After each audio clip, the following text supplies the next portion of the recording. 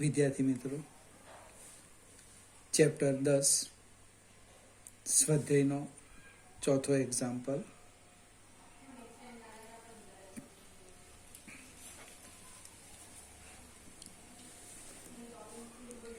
યંગના બે સ્લિટના પ્રયોગમાં બે સ્લિટો વચ્ચેનું અંતર એટલે કે સ્મોલ ડી આપ્યું છે આપણને 0.28 મિલીમીટર.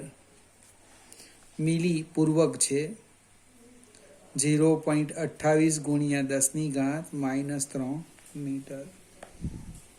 સ્લિટ અને પડદા વચ્ચેનું અંતર કેપિટલ ડી આપ્યું છે 1.4 મીટર. મધ્યસ્થ પ્રકાશી શલાકા અને ચોથી પ્રકાશી શલાકા વચ્ચેનું અંતર આપ્યું છે x4 1.2 સેન્ટીમીટર છે એટલે -2 મીટર. તો તરંગ લંબાઈ લેમ્બડા શોધવાની છે. આપણે એક નાની સરખી આકૃતિ જોઈએ. આકૃતિ દોરવાની તમારે નથી, માત્ર સમજવા માટે.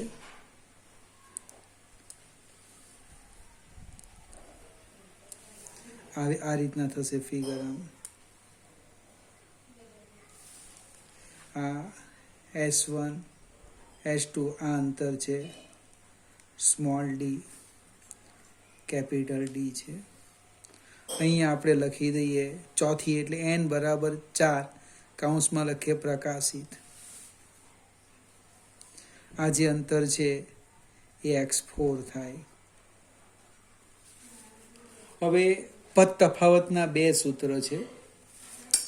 એક સૂત્ર લખું છું પદ તફાવત, હું ભૂલી ગયો છું, મને યાદ નહીં આવે સૂત્ર, તો આપણે ડાયરેક્ટ આમ લખવું પદ તફાવત dx બાય કેપિટલ ડી. અહીંયા એનમી પ્રકાશિત, અપ્રકાશિત n પછી લખું તો પણ વાંધો નહીં. dx બાય કેપિટલ n, અહીંયા 4 છે તો 4 લખાશે.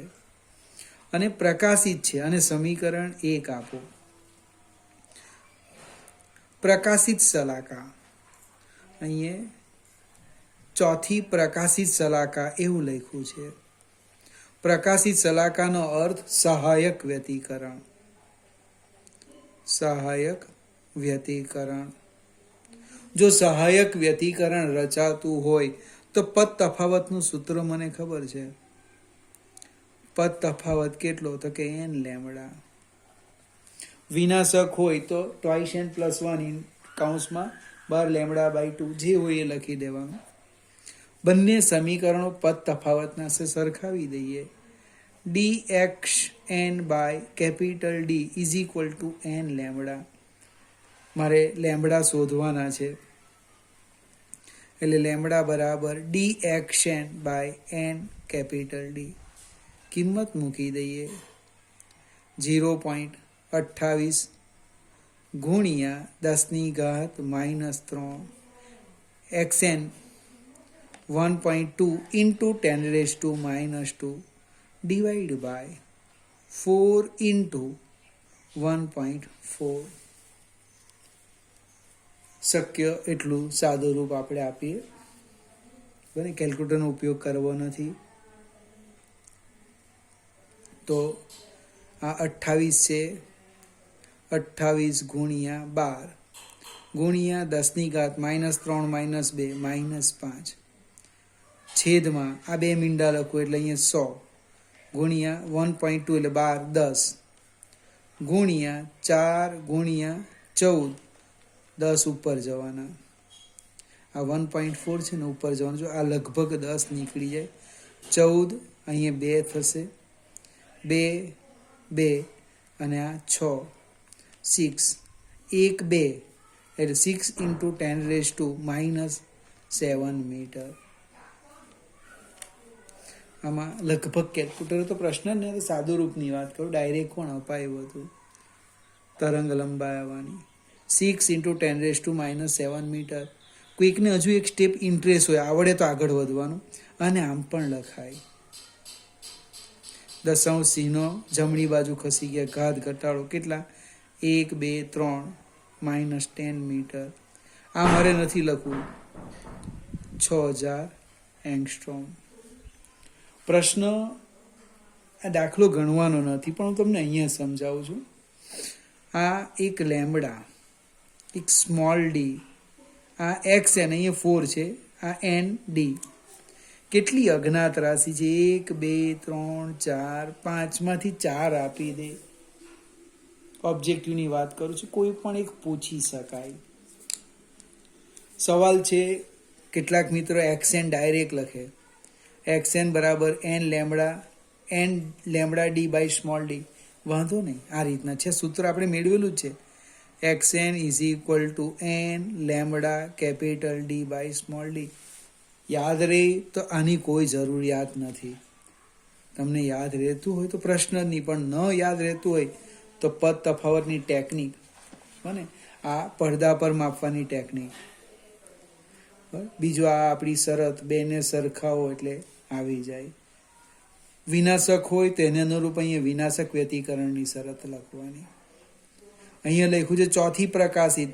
બની શકે પરીક્ષામાં આ જ દાખલો પૂછે ચોથી અપ્રકાશિત, પછી તમે 6000 એંગસ્ટ્રોમ જવાબ લઈ આવો તો ચાલે નહીં.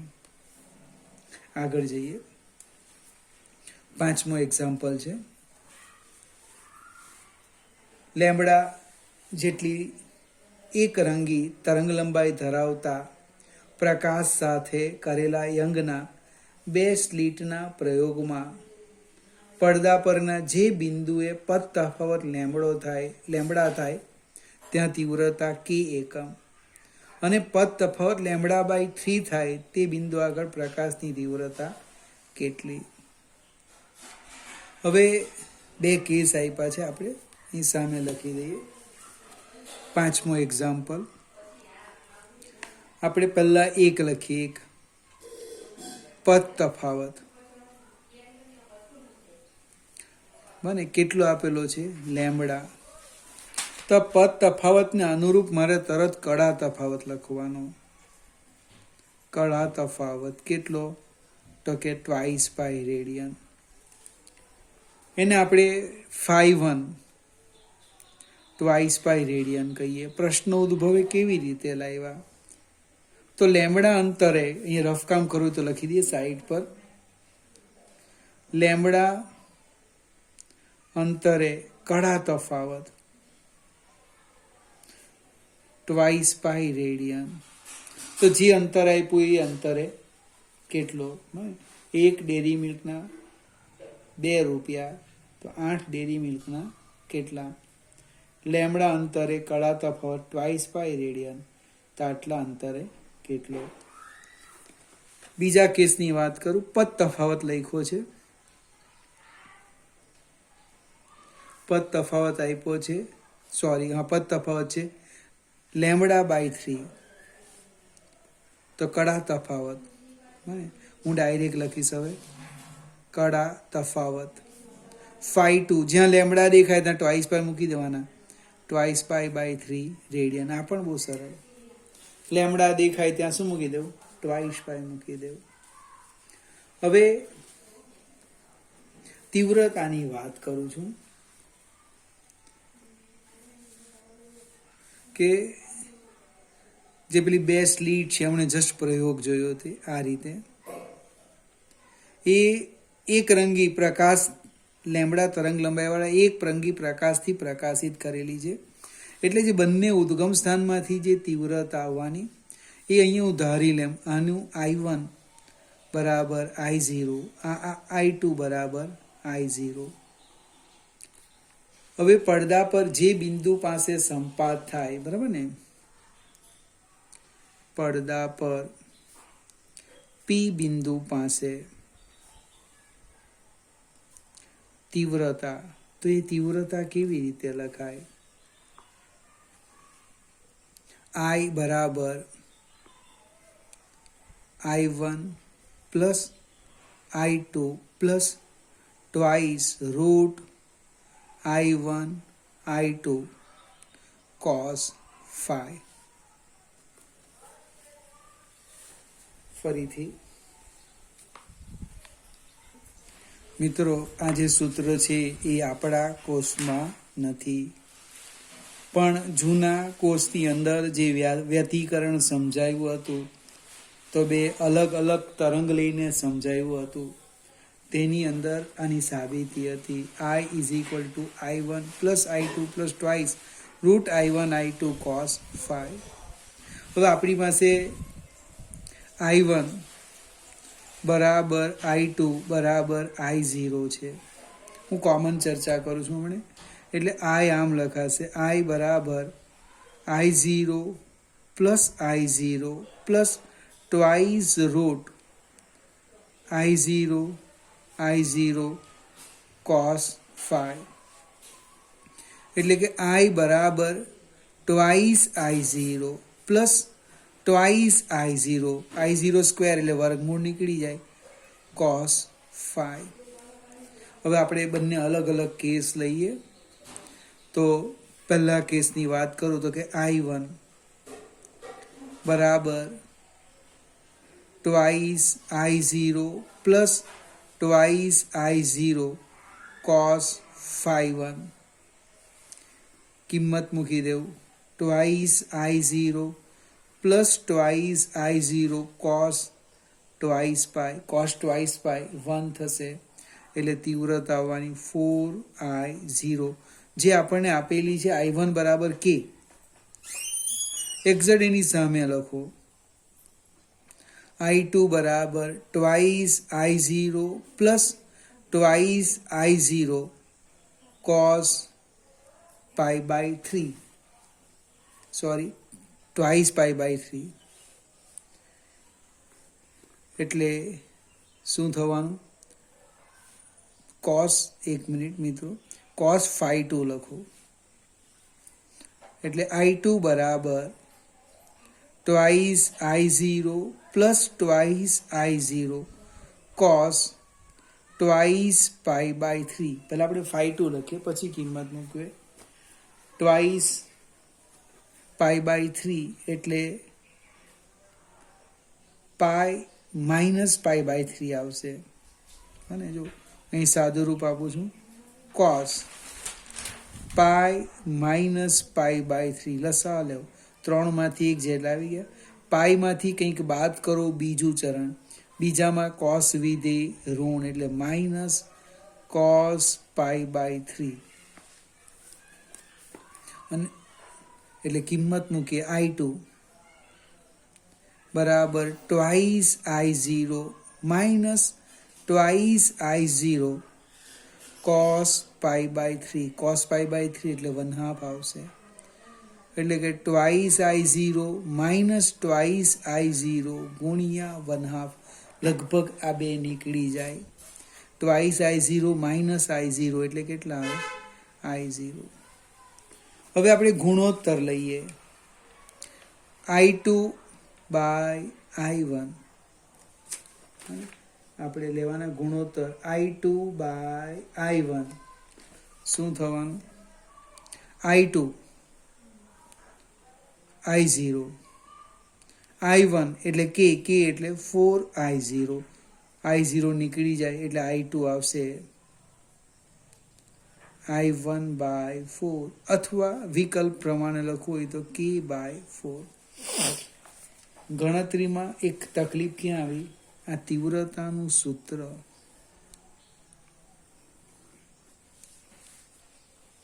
I બરાબર I1 plus I2 plus twice root I1 I2. રૂટની બહાર છે cos કળા તફાવત.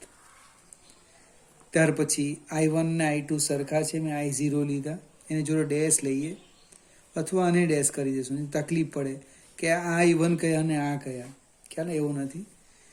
I1 I2 બરાબર I0 એટલે કોમન ચર્ચા આવી. અહીંયા લખ્યું I1 ડેશ, અહીંયા લખ્યું I2 dash, I2 dash, I2 dash. ગુણોત્તર પણ એ રીતે જ લઈએ. કિંમત મૂકો એટલે આવી જાય. એક અહીંયા નવું સ્ટેપ હતું ટ્વાઇસ pi by 3. ગણિતવાળા તો ડાયરેક્ટ લખે -1/2. કોઈ પ્રશ્ન રસ્તામાં પૂછે ભાઈ કેવી રીતે, તો સમજાવાય આવો. તમારે લખવાની પાછી જરૂર નથી. આગળ જઈએ. છઠ્ઠો એક્ઝામ્પલ. 2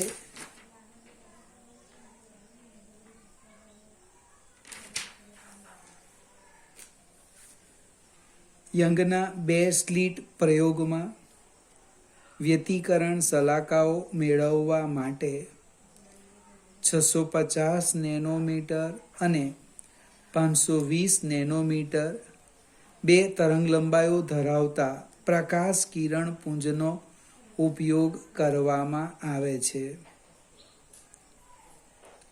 650 નેનોમીટર તરંગલંબાઈ માટે પડદા પર ત્રીજી પ્રકાશિત શલાકાનો મધ્યસ્થ અધિકતમથી અંતર શોધો.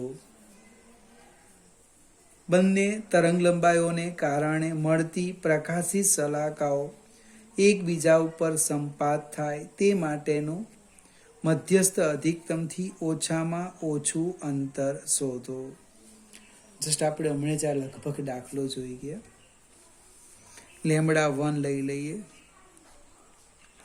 650 નેનો એટલે 10⁻⁻9 મીટર. λ2 520 nano 10⁻⁻9 metre. સેજ આગળ જઈએ. અહીંયા યંગના 2 સ્લિટ પ્રયોગમાં વ્યતિકરણ શલાકાઓ મેળવવા માટે હવે સ્મોલ ડી અહીંયા આપ્યું છે. 2 મિલીમીટર મિલી પૂર્વક -3 મીટર. સ્લિટ અને પડદા વચ્ચેનું અંતર 120 સેન્ટીમીટર 1.20 મીટર.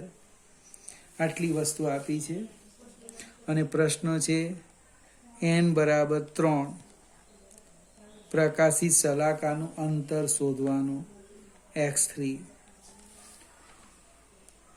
આપણે આકૃતિ દોરતા નથી, હું ડાયરેક્ટ લખું છું. સહાયક વ્યતિકરણ એટલે પથ તફાવત n લેમ્બડા અને બીજો પદ તફાવત લખવાના dx બાય કેપિટલ ડી. આ બંનેને સરખાવો. dx by capital D is equal to n lambda એટલે કે xn n lambda capital D by small d. n બરાબર 3 મૂકવાના છે એટલે કે x3 3 λ1 આપણે અહીંયા 1 લખવાનું છે. λ1 650 ગુણ્યા 10⁻⁻9 1.20 ભાગ્યા સ્મોલ ડી 2 ગુણ્યા 10⁻⁻3. કિંમત મૂકો. સાદુરૂપ આપણે આપીએ તો x3 આવે છે. હું ડાયરેક્ટ લખું છું 1.17 ઇન્ટુ 10⁻². સીધો જવાબ જ લખી દીધો છે મેં. હવે બીજો પ્રશ્ન છે કે મધ્યસ્થ પ્રકાશિત શલાકાથી એને સમજવા પ્રયત્ન કરું. આ બી વિભાગ, આ આપણો પડદો છે. પડદો આ મધ્યસ્થ પ્રકાશિત શલાકા છે. એને આ અંતરે λ1 પ્રકાશની n1મી અને λ2 પ્રકાશની n1' પ્રકાશિત શલાકા સંપાત થાય. આ અંતર લઈ લીધું x. હવે ફરીથી એકને એક વાત સમજાવું કે મધ્યસ્થ પ્રકાશિત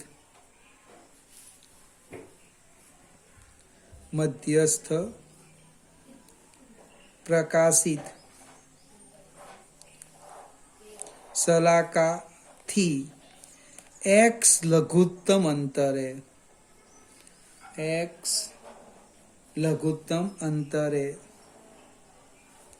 λ1 પ્રકાશની લેમ્બડા 1 પ્રકાશની nમી અને લેમ્બડા 2 પ્રકાશની n-મી પ્રકાશિત શલાકા એકબીજા પર સંપાત થાય. ફરીથી આપણે આ ધારણા કરી. પડદા પર મધ્યસ્થ પ્રકાશિત શલાકાથી x લઘુત્તમ અંતરે લેમ્બડા 1 પ્રકાશની nમી અને લેમ્બડા 2 ની કઈ લીધી n-મી પ્રકાશિત શલાકા સંપાત થાય. હવે આપણી પાસે જે સૂત્ર છે dx by capital D is equal to n lambda બરાબર આપેલી સ્થિતિમાં અચળ. માત્ર n અને લેમ્બડા જ બદલાય છે. ડી એક્સ અને કેપિટલ ડી અચળ છે. એટલે કે n લેમ્બડા ઇક્વલ ટુ અચળ. એનો અર્થ શું થવાનો? n લેમ્બડા 1 બરાબર n ડેશ લેમ્બડા 2. એટલે કે n by n dash n by n dash કેવી રીતે લખવાના? n બાય n ડેશ બરાબર લેમ્બડા 2 બાય લેમ્બડા 1. એટલે કે n by n dash lambda 2 આપણે આપ્યા છે લેમ્બડા 2 520 નેનોમીટર અથવા 10⁻⁻9 લખો ડિવાઈડ બાય 650 ગુણ્યા 10⁻⁻9. લગભગ આ નીકળી જાય, મીંડું પણ નીકળી જશે. n બાય n ડેશ બને 13 ગુણ્યા 4 13 ચોક 52 અને છેદમાં 5. અને પાછું કેલ્ક્યુલેટરને 4/5 0.8 નથી લખવાનું. હવે આનો અર્થ શું થવાનો? તો કે લેમ્બડા 1 પ્રકાશની ચોથી અને લેમ્બડા 2 પ્રકાશની પાંચમી પ્રકાશિત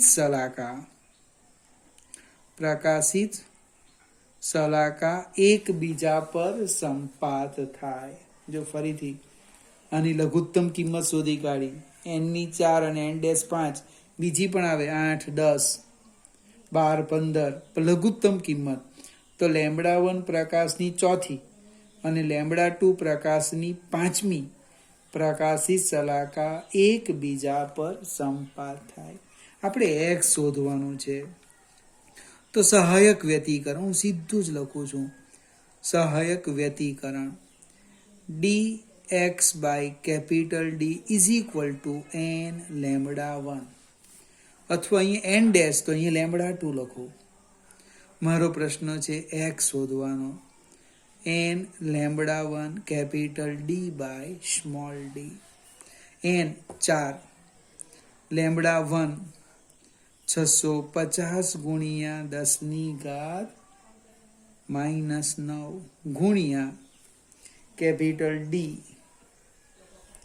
આપણે આપ્યા છે 1.2 છેદમાં સ્મોલ d 2 × 10⁻³ હવે સાદુરૂપ આપો એટલે આ લઘુત્તમ અંતર લગભગ જે આવે તે હું તમારા પર છોડી દેમ છું મીટર.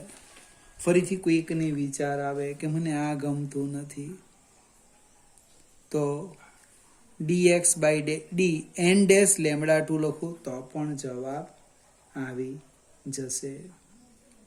ખ્યાલ આવે છે કે મિત્રો? હવે કોઈક પ્રશ્ન ક્યાં ઉદ્ભવે હું તમને સમજાવું. અહીંયા કે n ને n ડેશ કેમ લીધા? ખરેખર લેમ્બડા 1 અને લેમ્બડા 2 પણ નહોતા લેવાના, લેમ્બડા અને લેમ્બડા ડેશ લેવાના. કેમ?